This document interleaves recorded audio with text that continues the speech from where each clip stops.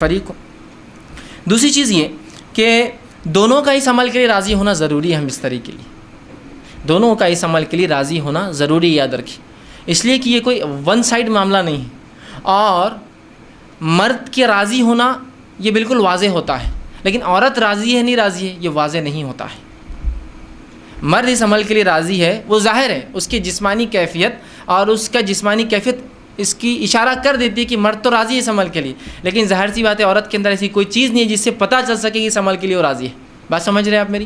ٹھیک، تو ظاہر سی بات ہے دونوں کی رضامندی ضروری ہے۔ تو مرد راضی ہے عورت سمجھ سکتی ہے، لیکن عورت راضی ہے مرد سمجھ نہیں سکتا ہے، اس کے ظاہر سی بات ہے جسمانی اعتبار سے، تو اس کو اس معاملے میں تیار کرنا ہوگا، اس کو اس معاملے میں پوچھ سکتے ہیں آپ، اس کو اس معاملے میں اس کی بھی حامی لے سکتے ہیں آپ، اور حامی اس کا ہاں ہر بار زبان سے بولنا نہیں ہے، کچھ باتیں آپ سمجھ سکتے ہیں جس کا ہاں ہوتی ہے، سمجھیں نا، انسان کی آنکھوں کے اشارے، جسمانی ہوا جس سے انسان سمجھ سکتا ہے کہ اس کا معنی ہاں ہے۔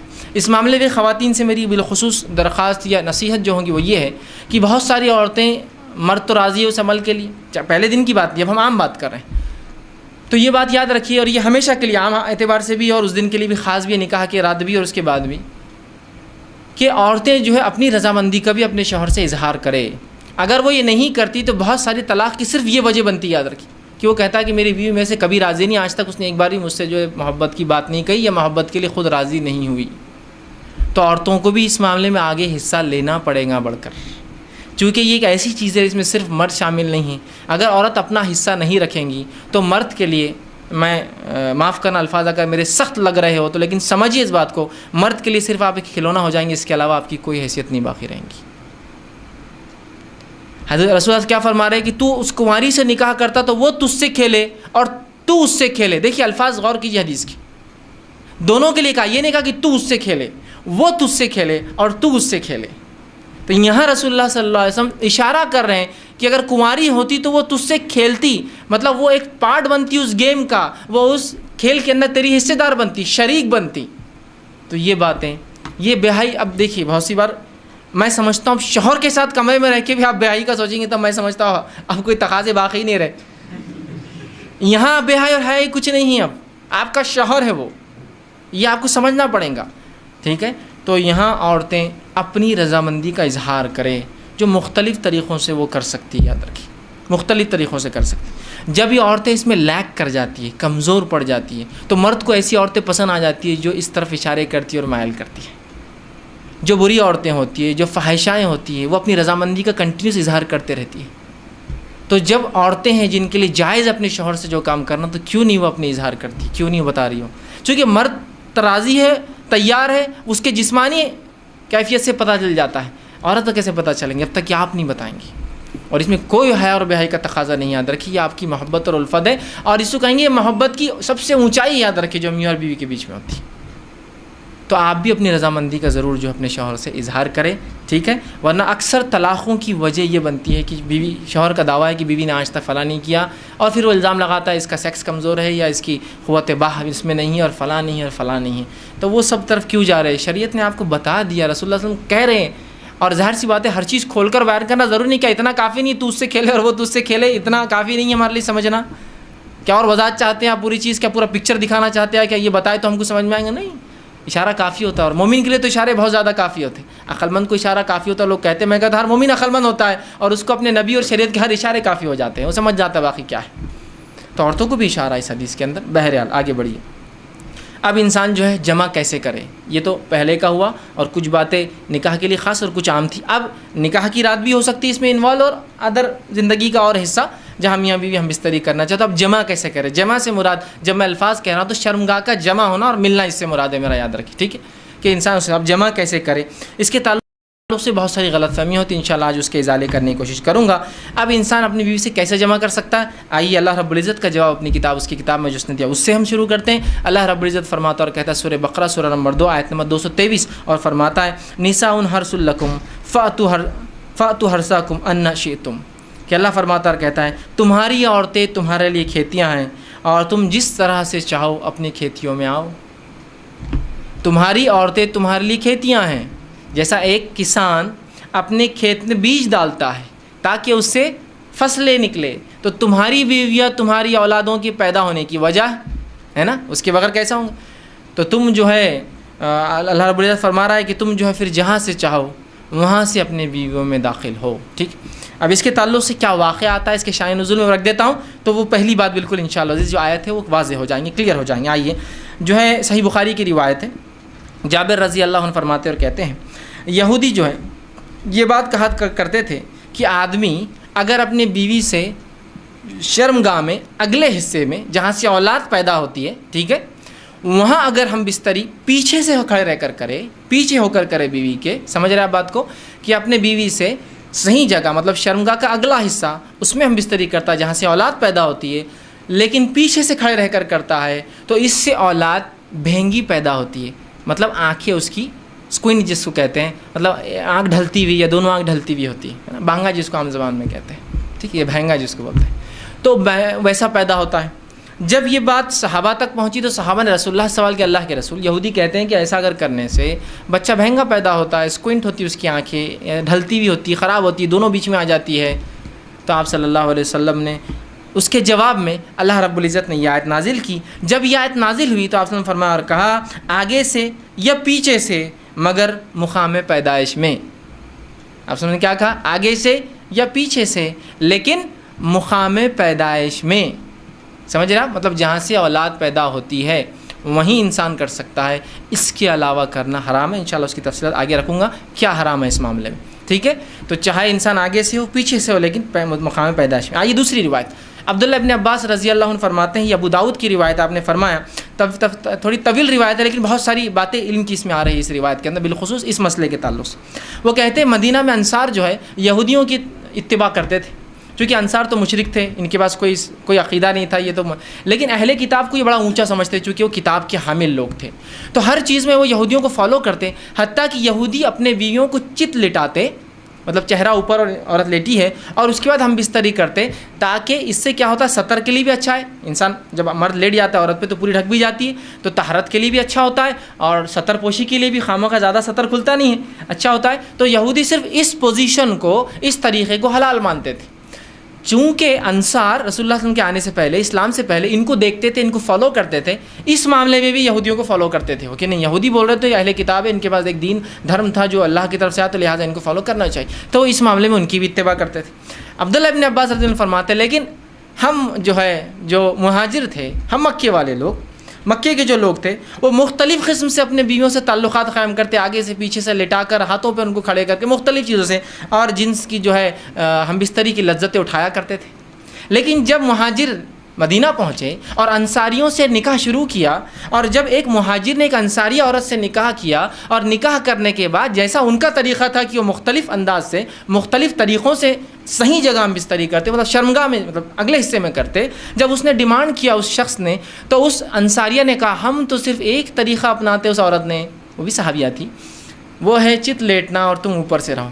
اس نے کہا ایسا کیوں, ہم تو مختلف چیزیں کرتے ہیں اس میں, جس کو عام زبان میں بہرحال آسن کہتے ہیں, لوگ بہرحال سمجھتے ہیں آسن کہتے ہیں اس کو, شاید سنسکرت کا لفظ ہے یہ ہندی کا لفظ ہے, بہرحال تو ہم تو مختلف کرتے ہیں. تو انہوں نے کہا نہیں میں تو یہ کرنے نہیں دوں گی, جھگڑا بڑھ گیا.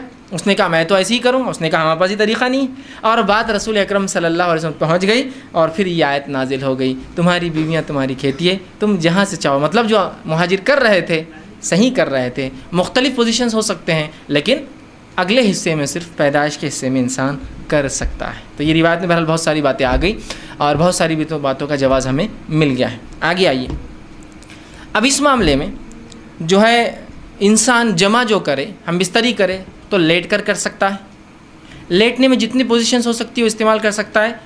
شرط ایک ہی ہے, وہاں انسان اپنی شرمگاہ کو داخل کرے, عورت کی شرمگاہ میں جہاں سے اولاد پیدا ہوتی ہے, ٹھیک ہے, وہی ایک جگہ ہے. دوسرا بیٹھ کر سکتا ہے, جتنی پوزیشنز ہو سکتی ہے اس کے لیے, شریعت نے اس سے کوئی ممانعت کا اظہار نہیں کیا, لیکن سب سے بہترین پوزیشن اولاد کی پیدائش میں اور اس میں سازگار ہونے میں وہی ہے جو عورت کو لٹا کر کرے, اس لیے کہ اس میں سیدھا مرد کی شرمگاہ اوپر سے ہوتی ہے اور اولاد کی پیدائش کے چانسز زیادہ ہوتے ہیں اس معاملے میں, بہرحال ٹھیک. اس کے بعد بیٹھ کر جتنے طریقے ہو سکتے ہیں, جتنی پوزیشنز ہو سکتی ہے, جس میں میں جو بتا رہا ہوں بات آپ سمجھ رہے ہیں کہ شرمگاہ مرد کی عورت سے ملے اور سامنے کے حصے میں آپ کے لیے جائز ہے. اسی طرح کھڑے رہ کر جو کچھ ہو سکتا ہے, اس میں کوئی ممانعت نہیں ہے, کراہت ہو سکتی ہے, ناپسندیدگی ہو سکتی ہے, لیکن ممانعت کسی میں بھی نہیں, حرمت کسی میں بھی نہیں. بیٹھ کر, لیٹ کر کھڑے رہ کر کچھ بھی ہو سکتا ہے. ابھی بات کا ازالہ میں کر دوں، بہت سے لوگوں نے عجیب عجیب باتیں لکھ دی، اللہ ان پر رحم کرے، جس کی وجہ سے امت کو خواہ ایسی مشکلات اور تکلیفوں میں ڈالا جو شریعت نے نہیں دی. کہ کھڑے رہ کر کرے تو اولاد لنگڑی پیدا ہوتی ہے، بیٹھ کر کرے تو اولاد فلاں پیدا ہوتی ہے، پیچھے سے کرے. آج بھی میں کہہ رہا ہوں کہ اگر کوئی لڑکا بہنگا آ جاتا ہے جس کی آنکھیں اسکوئنٹ ہو، اس کی آنکھیں برابر نہ ہوں، تو عورتیں ایک دوسرے کو دھکا دے کے ہنستی مجلس. ان کے ماں باپ نے کیا کرے تھے دیکھو بچہ. آج بھی میں کہہ رہا ہوں کیسی عجیب بات ہے. شریعت کلیریفیکیشن دے رہی ہے، قرآنی آیتیں نازل ہو رہی ہے، اور اس کے بعد بھی کہ ہماری عقلیں، اب عقلوں کا کیا بھائی، علم کی کمی ہی یہ سب چیزوں کی وجہ ہے. لا علمی جو نقصان پہنچاتی ہے نا، وہ کوئی چیز، کوئی ہتھیار، کوئی دشمن آپ کو جو نقصان نہیں پہنچائیں گے نا، آپ کی اور ہماری لا علمی اسلام کے تعلق سے نقصان پہنچاتی ہے. بہرحال تو کوئی بھی پوزیشن اختیار کر سکتے، کوئی ممانعت کسی بھی پوزیشن کی ثابت نہیں ہے. ٹھیک. اسی طرح سیکنڈ چیز، ہم بستری کے اندر بیوی کو چومنا اور بوسہ لینا جسم کے ہر حصے کو جائز ہے سوائے شرمگاہ کو چھوڑ کر. یہ معاملہ عورت کے لیے بھی مرد کے لیے ہے.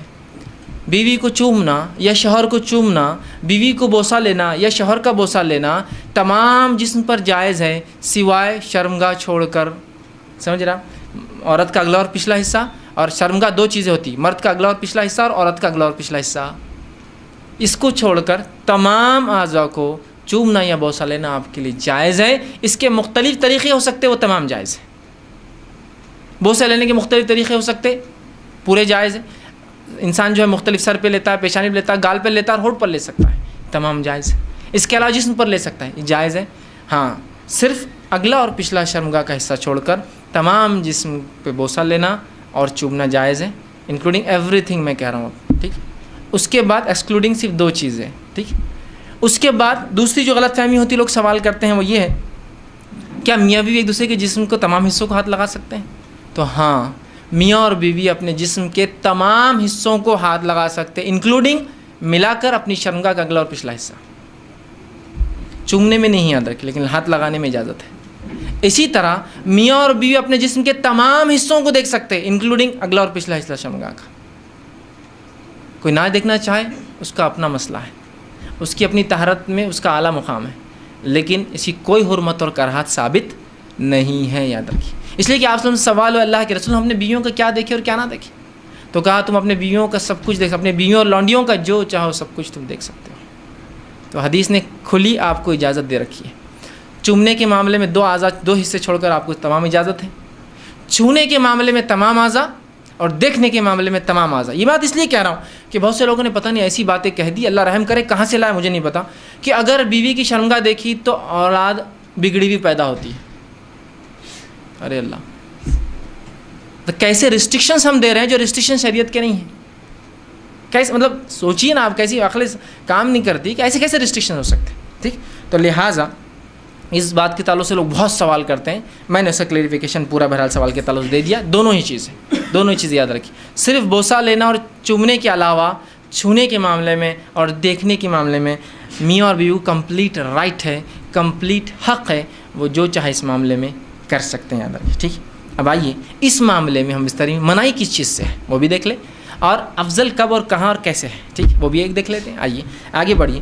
تو اس معاملے ہم بستری میں دبر، پیچھے سے، مطلب شرمگاہ کے پچھلے حصے میں عورت کے داخل ہونا حرام ہے، جس کو عام زبان میں کہیں گے پیخانے کی جگہ.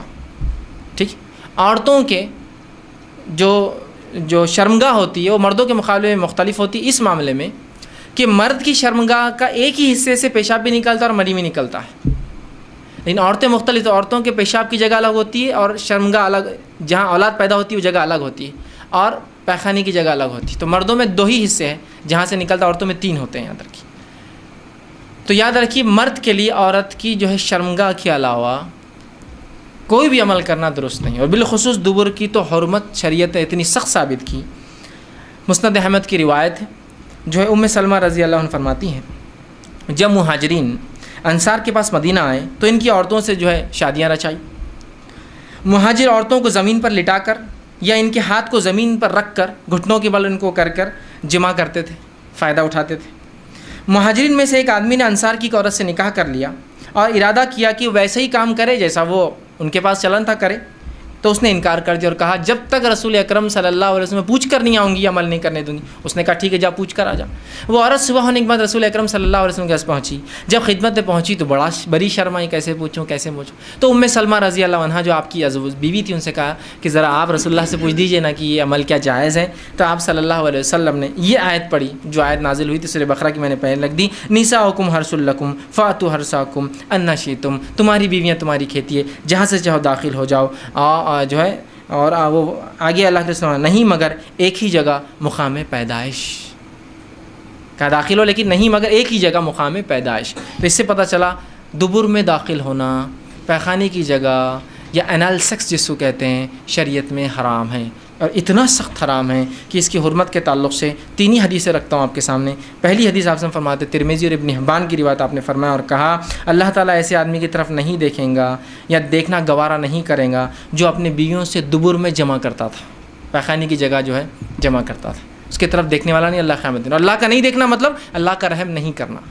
دوسری روایت ابو داؤد کی روایت آپ سے فرماتے وہ آدمی ملعون ہے, اللہ کے نزدیک لعنتی ہے, فرشتوں کے نزدیک لعنتی ہے, انسانوں کے نزدیک لعنتی ہے, جو